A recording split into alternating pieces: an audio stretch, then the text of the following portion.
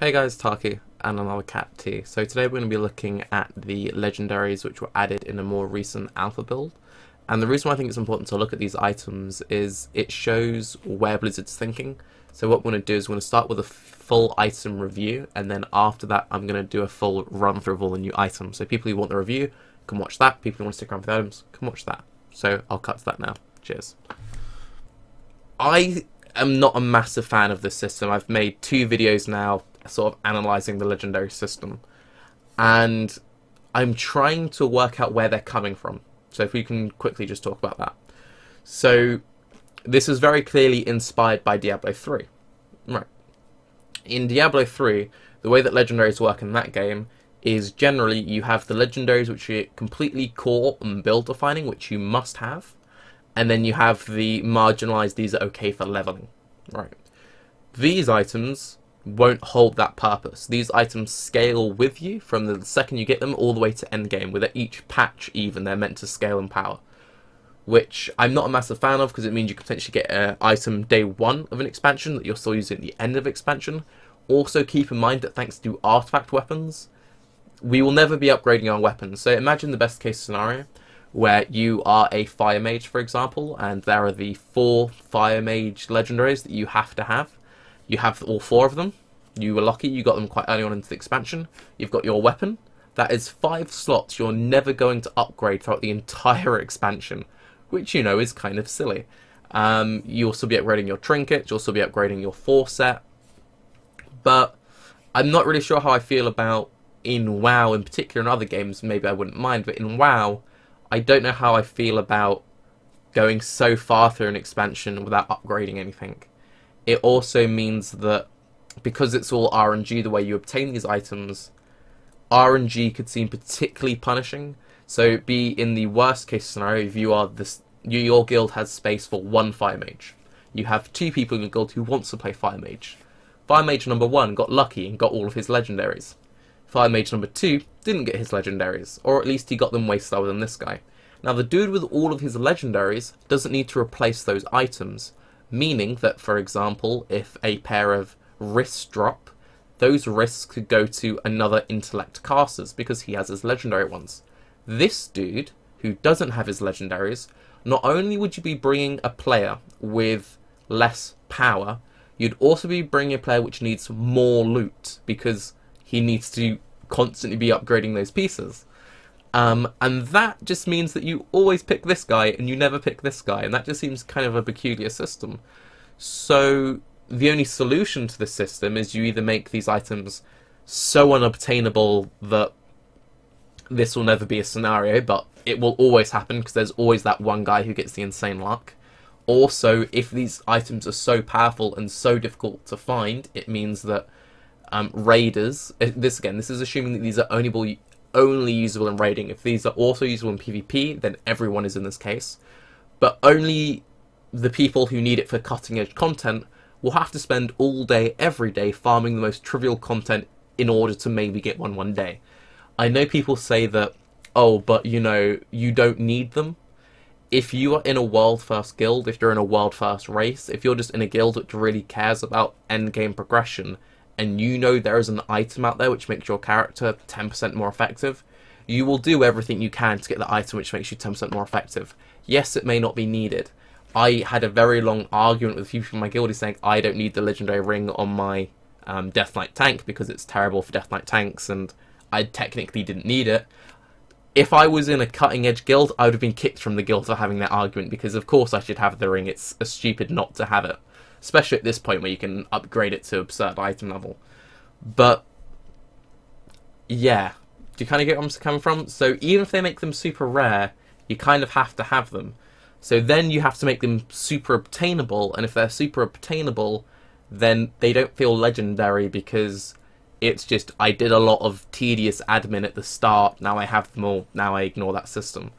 Yes, they could continuously add new ones throughout the expansion, so there's kind of like a adventure-y treasure hunt kind of vibe, and that I could maybe be into if they're constantly adding more and more and more, and you're hunting down the new ones and replacing old ones and this, that, and the other.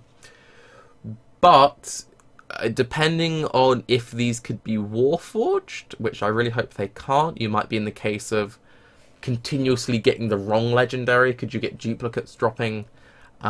What I would kind of like is, unless each one is tied behind a particular achievement or a particular quest, or can be obtained in one particular place, rather than just completely random world drops.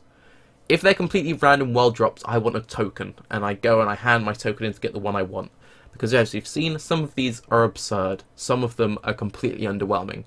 How bad is it going to feel if you're this mage with none of it, and you're competing with this guy, and you just keep getting the trash ones, and you can never get the ones you want? So, yeah. Right, so thanks everyone who stuck through the review. We're now going to go through the full legendary items. It will take a while, so good luck. Empowered Soul Shard, Fragment of the Nightmare, probably something to do with quest lines, one would assume.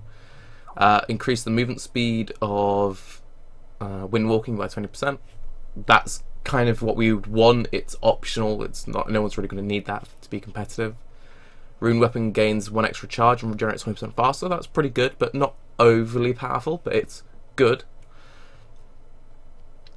Your Ghoul's melee attacks have 50% chance to activate a rune. That is very good, especially for Unholy, because they can ramp up the attack speed of their pet. So that's, well, really only good for Unholy. And now I think about it, because you don't have permanent ghouls or ghouls at all, I believe, in Legion for the other specs. Demon's Bite generates an additional 1 to 20 Fury, pretty powerful. Solar Wrath increases your nature damage by 4% for 5 seconds, stacking up to 3 times. So total of 12% damage, that's pretty powerful. Equip, increase your maximum energy by 100 while in cat form. That's pretty huge, means your opening burst as a cat is going to be way, way better. Frenzied Regeneration heals you for additional 20% of your maximum health over 6 seconds. Pretty OP. Rejuve cast on full health target will reset to its full duration each time it heals the target until the target takes damage or 10 seconds has elapsed.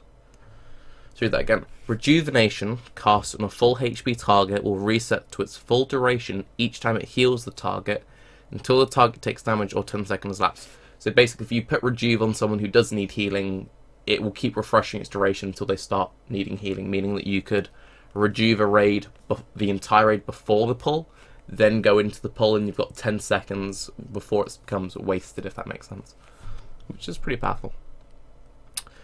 Gain focus when damaging trap is triggered. We haven't got a thing, but that's basically what that will do. Maybe they'll try and make traps part of the survival rotation. It seems to be what they're pushing with that. Stagger lasts longer. Pretty powerful, not crazy powerful though. After channeling Soothing Mist for at least 3 seconds, your next expelling Mist is cast instantly. That's pretty huge rotational change. Single target healing spells refund up to 15% of their mana cost based on how much life the target is missing. Crazy, crazy good for progression where mana tends to be an issue, especially for the first tier of a new expansion. Mana seems to be a pretty big deal. That is huge. Take 4% less damage while standing in your consecration. It's okay, 4% damage mitigation from one item, you'll be missing out on stats. That probably is like a math thing, because again, if you look at these items, they generally have, you know, like stamina and a stat. So you'll be missing out on strength, and I don't think that it'd be worth it, because you'll be missing out on strength and another secondary stat for 4% less damage, so that's probably not worth it. And it's not even all the time, because I don't believe Consecration has 100% uptime. So yeah, this one's kind of trash. While Avenging Wrath is active, gain 1 holy power every 2 seconds. Pretty decent. Your attacks deal 15% additional damage as shadow to all targets within a set amount of yards directly in front of you. It's pretty OP.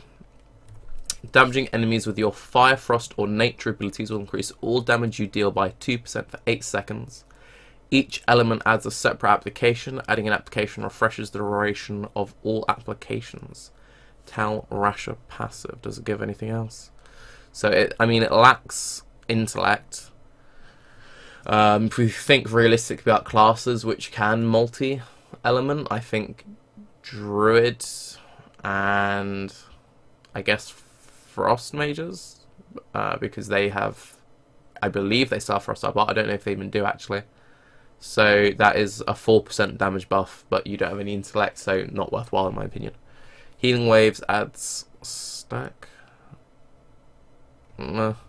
Execute can now be used on targets with 35% or less health. That's a pretty big buff. Bloodthirst increases your damage by 2% for 10 seconds, stacking up to 3 times, so a 60% buff, but you'll be missing out on main stat. So See, this is what I don't understand about a lot of these items, is they seem to be either like insanely huge quality of life improvements, pure DPS improvements, and then these very marginal math questions where you need to work out, is missing out on a secondary stat and a main stat worth a 4, 6, 8% buff?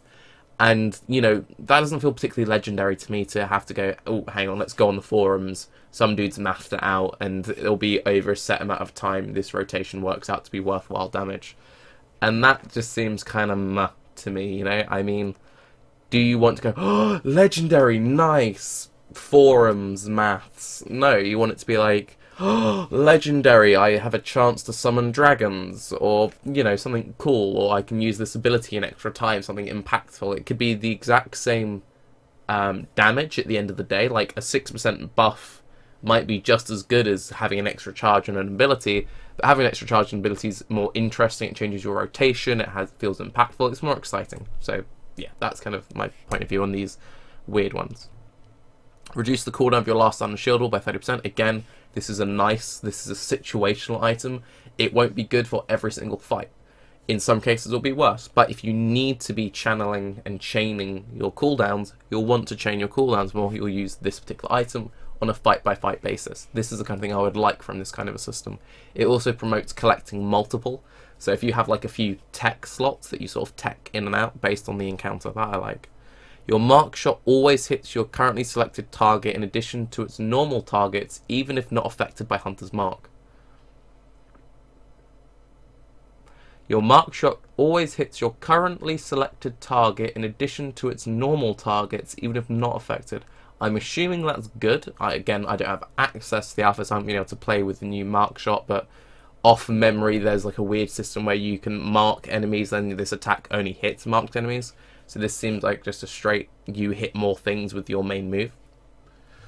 Powered barrel lasts 5 seconds longer and applies atonement to all enemies inside. That seems really good.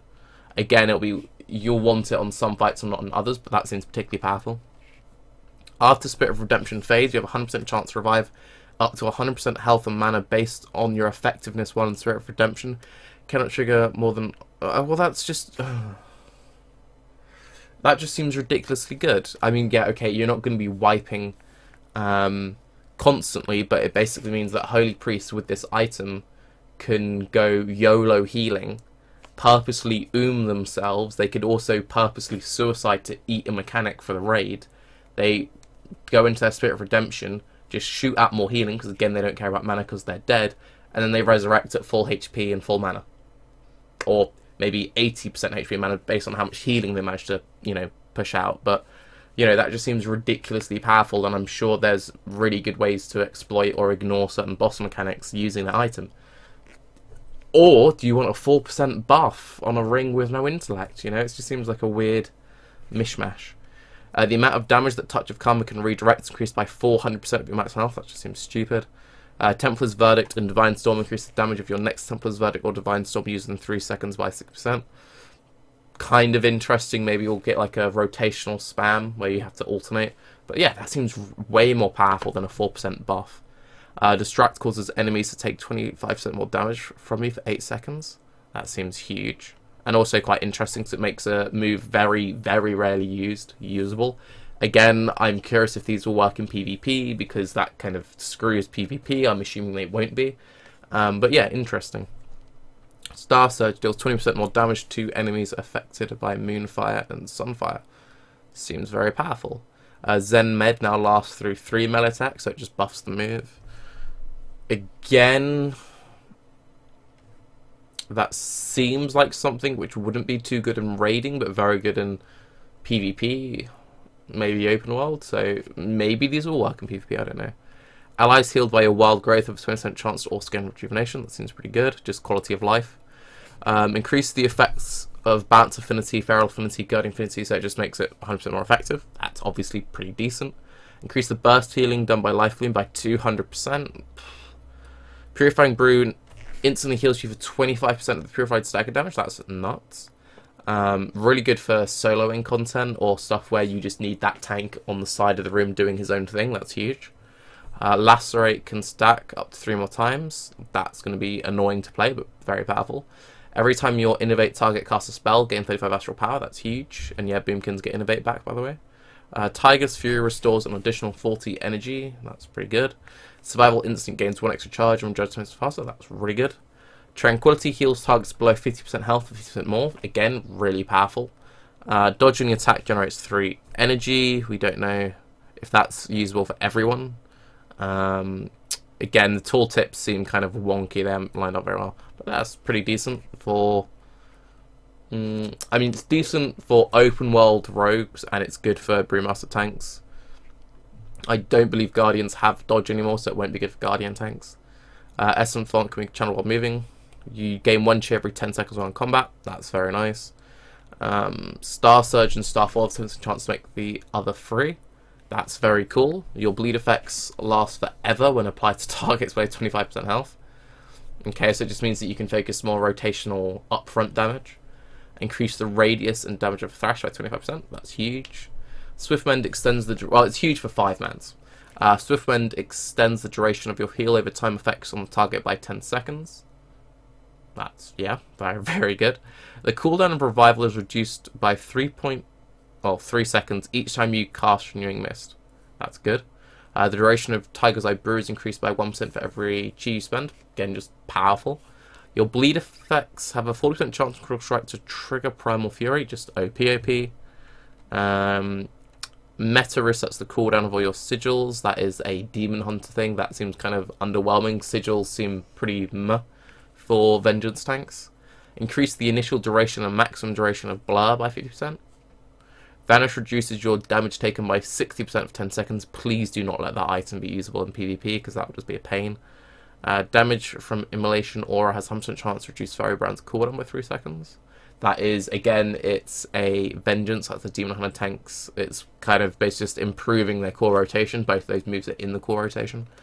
The remaining cooldown on Vendetta is reduced by 1 second for every 30 energy you spend. That's huge over the course of a long fight. That's like big, big damage. Run through gains increased damage equal to 50% of your increased movement speed. There are a few legendaries which gave you like stupid amounts of increased movement speed, so maybe this will be a thing where combat rogues will be stacking all the movement speed items, popping sprint to increase their DPS. That seems interesting, but also very mathy, which I like stuff like that because that's kind of quirky and that's cool, but I don't like very mathy talents because it's not very accessible. Shadow Strike restores 1 energy for every yard between you and your target. That's your teleport, so you'll restore a bunch of energy based on how far you blinked. Very good for certain fights where you need to be going around the map. Valve Rush deals 20% increased damage to each subsequent target after the first. Good for AoE. Between the Eyes, there's a 20% chance per combo point to increase the damage of your next pistol shot by 850%. So if you were to do that with 5 combo points, that's 100% chance. 850% is quite a lot of damage last time I checked, so that seems absurd. Your finishing moves extend the duration of Shadow Blades by 0.5 seconds for each combo point spent. Again, 2.5 seconds, that's pretty good. 50% increased damage with each ricochet, just good. Rotational. Like, again, it's really weird because you're getting stuff like... This seems, you'd have to do the maths, you'd have to work out the core rotation, how much do you cast between the eyes, how much do you cast pistol shot as a combat rogue. But an 850% buff to one of your core rotational spells seems huge. Like, seems very, very huge. And then you get other stuff, which is like Soul Cleave reduces the cooldown of a random sigil by 8 seconds. Your sigils are a max mass AoE grip, mass AoE silence, and a not very good damaging one. And they have like 2-minute cooldowns. So Earthshock has a 20% chance to cause your next Earthquake totem to be free. That's pretty huge. When your Crash Lightning hits 3 or more targets, your damage is increased by 10% for 10 seconds. Decent. Very good for 5-mans. Casting Riptide to target by 40% health resets the cooldown of Riptide. Can you chain that? Like, if a tank's dropping, or if anyone's dropping for that matter, can you just spam Riptide infinitely until they eventually go above 40% health? If that is the case, that seems absurd. Because you might get a case where you purposely keep people low, and you just have this one chamois just spamming Riptide and just keeping them alive. That seems really good. Chain Lightning deals 2% increased damage with each bounce. Pretty good for AoE. Equip 20% of your maximum health is healed when using Feign Death, and every second Feign Death. Oh, and every second that Feign Death is active. Okay, so basically you can use Feign Death as a full heal. Again, please do not be usable for PvP. This is great for open world content, of which there's a lot in Legion, so for questing and stuff, this is huge. You and your pet gain 50% focus when you activate Bestial Wrath. That's pretty big.